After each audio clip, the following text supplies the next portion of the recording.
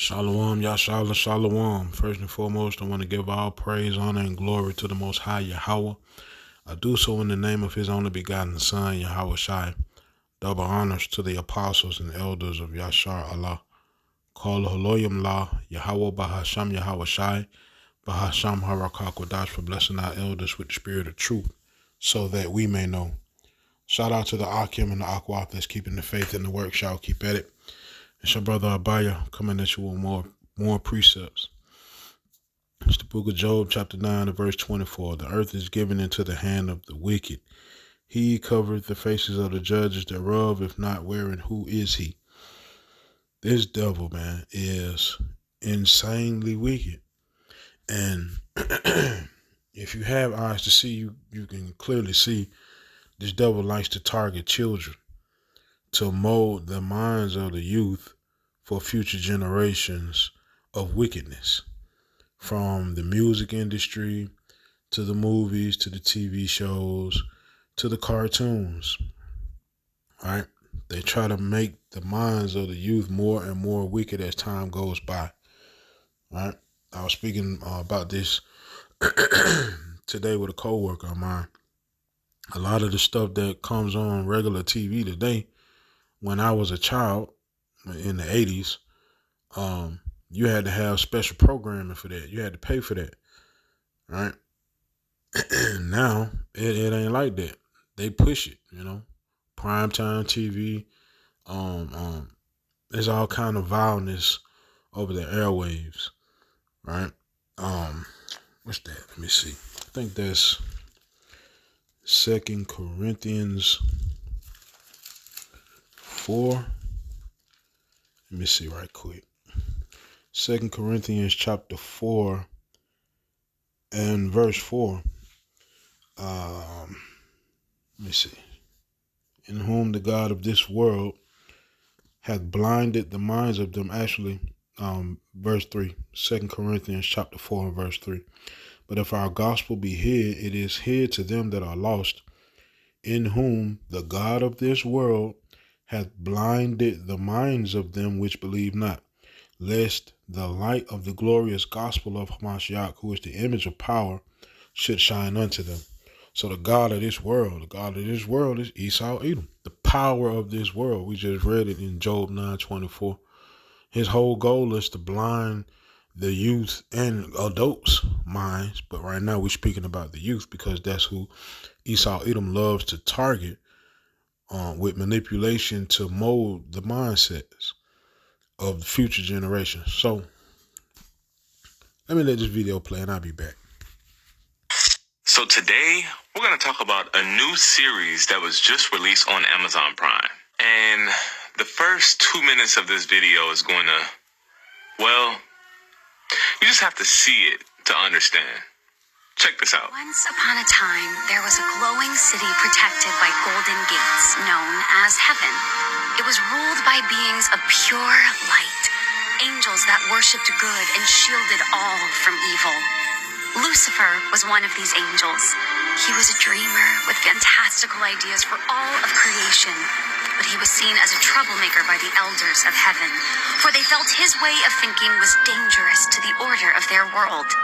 So he watched as the angels began to expand the universe in their ways. From the dust of earth they created Adam and Lilith, equals as the first of mankind, but despite this, Adam demanded control, and Lilith refused to submit to his will. She fled the garden. Drawn in by her fierce independence, Lucifer found her, and the two rebellious dreamers fell deeply in love. Together, they wished to share the magic of free will with humanity, offering the fruit of knowledge to Adam's new bride, Eve, who gladly accepted. But this gift came with a curse, for with this single act of disobedience, evil finally found its way into earth. With it, a new realm of darkness and sin, and the order heaven had worked to maintain was shattered. As punishment for their reckless act, heaven cast Lucifer and his love into the dark pit he had created, never allowing him to see the good that came from humanity, only the cruel and the wicked. Ashamed, Lucifer lost his will to dream, but Lilith thrived, empowering demonkind with her voice voice and her songs, and as the numbers of hell grew, so did its power. Threatened by this, heaven made a truly heartless decision that every year they would send down an army, an extermination, to ensure hell and its sinners could never rise against them. But Lilith's hope remained, and her dream was passed down to their precious daughter, the Princess of Hell. So, now I know you saw all the symbolism inside of it with the single eye and how they villainized the Most High and the angels. So it's clear to see who's behind this nonsense, but just the fact that it exists, right? And the artwork in it is awesome, and it's awesome for a reason, to push nonsense, right? But see, we living in a world, right? We living in a world as matter of fact, I think that's Isaiah chapter 5.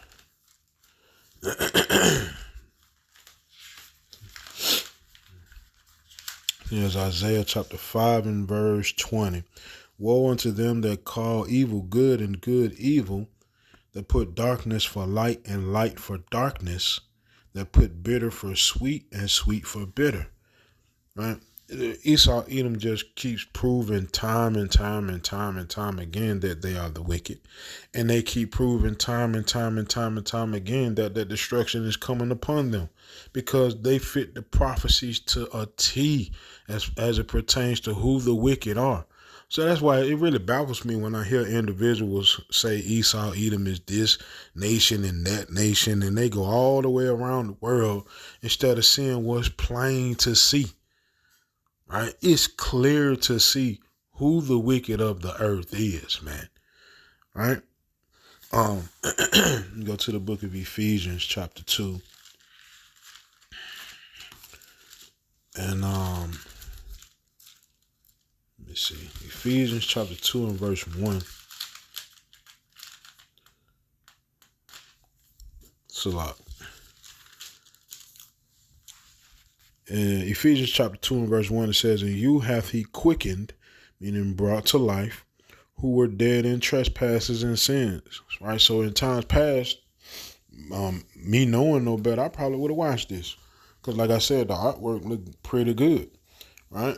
It's appealing to the eye, and that's not coincidence. Right? They make sure that anything they want to get across, it got to look the best. Right? It has to flow and look, everything has to be amazing. Right? And there's a reason why. Just like I said in the book of Revelation, when John saw, what did he say? He saw, I think it was the woman that was arrayed. He saw the daughter of Babylon and was amazed at her, and the angel had to snap him out of her like, hey, don't be amazed at this broad. Right? Don't be looking at her in awe. Right? That's the damn devil. That's the wicked of the earth. Don't look at her like that. Right? But the devil put on, like an angel of light, like script says. But Ephesians 2 and 1, "And you hath he quickened, who are dead in trespasses and sins, wherein in time past ye walked according to the course of this world, according to the prince of the power of the air," right? "The spirit that now worketh in the children of disobedience," right? And the generations are getting worse and worse, man. Worse and worse and worse and worse, right?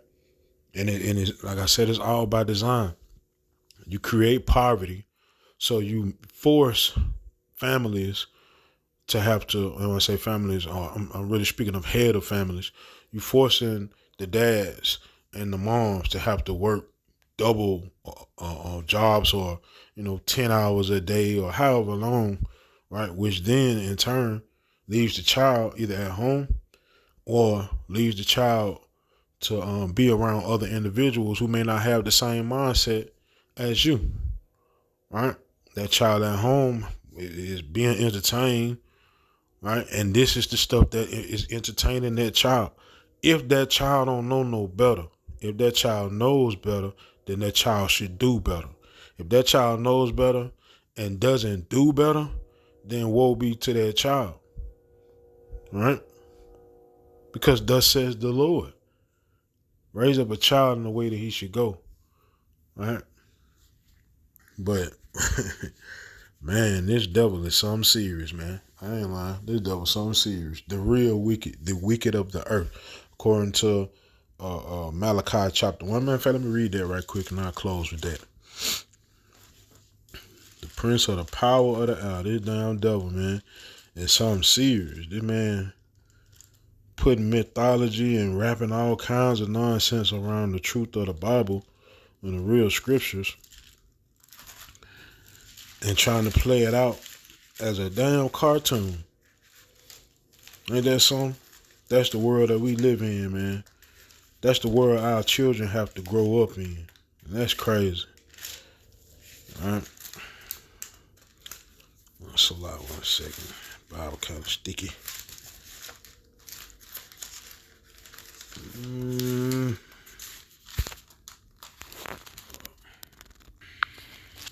So it's the book of Malachi chapter 1 and verse 1. It says, the burden of the word of Yahweh to Israel by Malachi.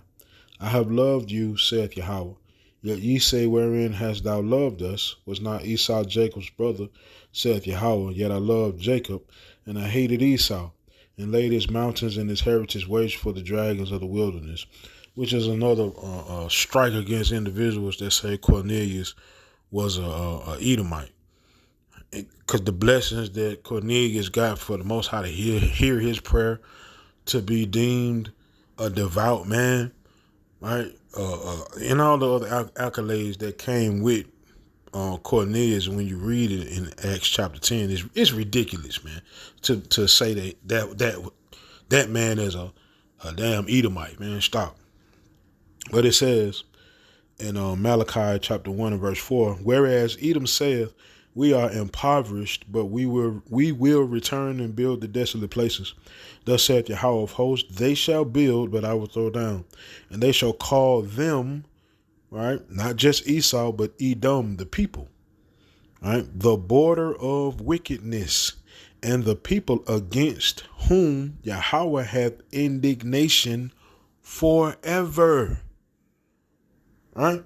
It's a reason why the Most High called these people the wicked. We just saw. Right? And the Most High got a real problem with these devils going after our kids, man. Right? So, Esau, Edom, man, you got a lot to pay for, man. Matter of fact, double, according to Revelation chapter 18, verse 5. So I end with that, man. Yahweh Shem Yahweh Shai. These precepts in this video were edifying. Kol Haloyim La Yahweh Bahasham Yahweh Shai Bahasham Harakakodash Shalom Yashar Allah.